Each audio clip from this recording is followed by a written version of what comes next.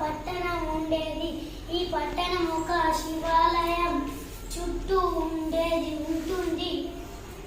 ఆ పట్టణంలో విద్వాకరుడు అనే సన్యాసి ఉండేవాడు.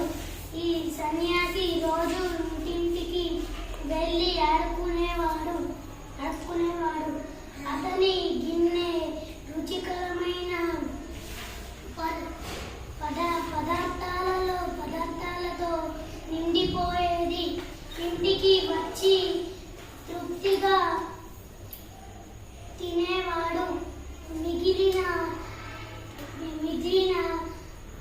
దాన్ని బుట్టిలో పెట్టి నౌకరు కోసం